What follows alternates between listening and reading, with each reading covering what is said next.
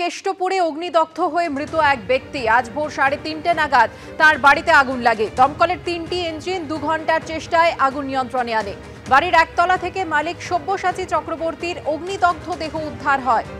আগুন লাগার পরে চাইলে বাড়ি থেকে বেরিয়ে আসতে পারতেন মৃত ব্যক্তি, এমনটাই খবর দমকল সূত্রে।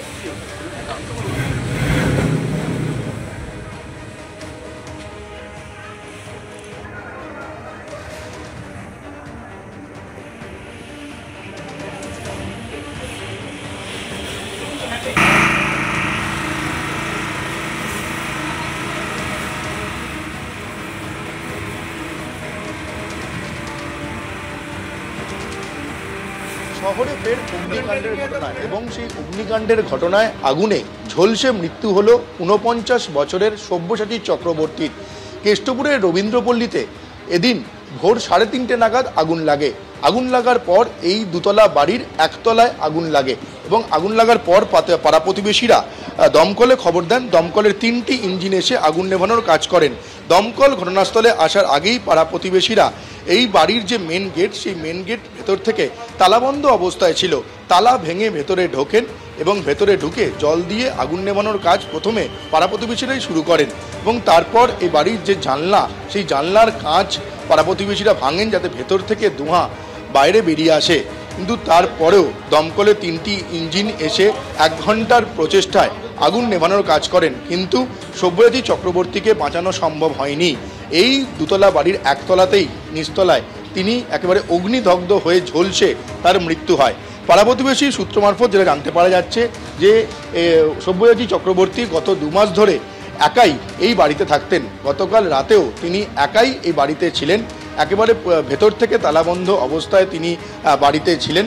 তারপর কিভাবে এই আগুন লাগলো সেটাই এখন তদন্ত করে দেখা হচ্ছে। তবে এই দুতলা বাড়ির যে 2টি এসি, সেই 2টি এসি ছিল দুতলায়, ফলে এসির শর্ট সার্কিট থেকে আগুন লেগে আগুন লাগার কোনো রকম সম্ভাবনা নেই। দমকলের কর্মীরা তেমনটাই জানাচ্ছেন। এই যে বাড়ির যে জানলার কাঁচ দেখতে পাওয়া যাচ্ছে, দমকল আসার আগেই পাড়া প্রতিবেশীরা এই জানলার কাঁচ ভাঙেন এবং দুতলারও যে জানলা, সেই জানলার কাঁচ ভাঙেন পাড়া প্রতিবেশীরা, ভেতরে যে ধোঁয়া বেরিয়ে যায়। এবং তারপর এই যে সব্যসাচী চক্রবর্তী, তার ভাইয়ের পরিবার ঠিক এই বাড়ির অদূরেই কাছেই থাকতেন, তার ভাইয়ের পরিবার, তাদেরকেও খবর দেওয়া হয়। ভাইয়ের পরিবার তারাও এই ঘটনাস্থলে ছুটে আসেন। দমকলের কর্মীরা এসে আগুন নেভানোর কাজ করেন। কি কারণে এই আগুন লেগেছে এখন সেটাই তদন্ত করে দেখা হচ্ছে। ইতিমধ্যেই দেহ উদ্ধার করেছেন দমকলের কর্মীরা। দেহ উদ্ধার করে ময়নাতদন্তের জন্য পাঠানো হয়েছে। ময়নাতদন্ত হবে, তারপর ফরেনসিক হবে। ফরেনসিক এবং ময়নাতদন্তের পরই জানা যাবে যে কিভাবে এই আগুন লাগলো। তবে এই আগুন লাগার ঘটনা কিভাবে আগুন লাগলো সেটাই ধোঁয়াশা তৈরি হয়েছে। এই যে দুতলা বাড়ি দেখতে পাওয়া যাচ্ছে, ক্যামেরা পার্সন সন্দীপন গুপ্ত দেখাচ্ছে, এই দুতলাতে যে জানলার কাঁচগুলো দেখতে পাওয়া যাচ্ছে, সেই কাঁচগুলো ভাঙা হয় যাতে ভেতর থেকে ধোঁয়া বাইরে বেরিয়ে আসতে পারে।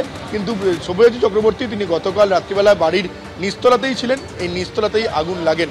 দমকলের কর্মীরা যেটা জানাচ্ছেন যে তারা এসে যেভাবে আগুন লাগার ঘটনাটি দেখতে পেয়েছেন, যেভাবে আগুন লেগেছে, দমকলের কর্মীরা মনে করছেন যে সব্যসাচী চক্রবর্তী তিনি চাইলে বাইরে বেরিয়েও আসতে পারতেন, কিন্তু তিনি বাইরে বেরোননি। ফরেনসিক এবং ময়নাতদন্তের পর পুরো বিষয়টা স্পষ্ট হবে। ক্যামেরায় সন্দীপন গুপ্তর সঙ্গে সৌমিত্র রায়, এবিপি আনন্দ, কলকাতা।